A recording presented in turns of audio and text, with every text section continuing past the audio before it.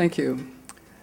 I'm the presiding bishop not just of the Church in the United States, but of the Episcopal Church in Taiwan and Micronesia, Honduras, Ecuador, Venezuela, Colombia, Puerto Rico, Haiti, the Dominican Republic, the Virgin Islands, both British and U.S., and a group of churches in Europe.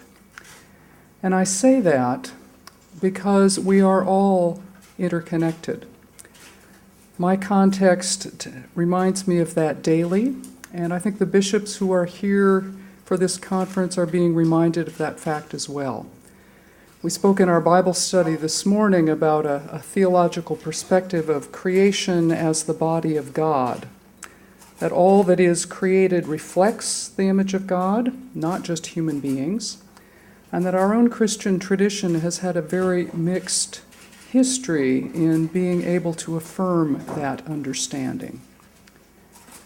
We're gathered here at this conference to remind people, particularly in this segment of the conference, that if we do not pay attention to the health of all of creation, the other issues that concern us will be of no importance. Jesus walked this earth. He healed people, he fed people, and he announced good news to the poorest among us. Climate change is of ultimate importance because it impacts all of those issues. It is the poorest on this globe who suffer the most from climate change already and will continue to suffer the most in the future. I can tell you stories about native peoples in Alaska, north of the Arctic Circle, who are losing their livelihood because of climate change. The most recent bishop of Alaska lost his house to melting permafrost.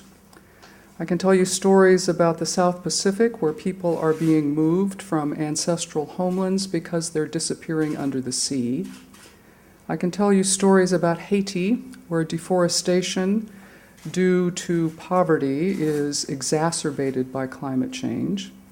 We've heard stories at this conference from bishops in Sudan whose experience of desertification is increasing.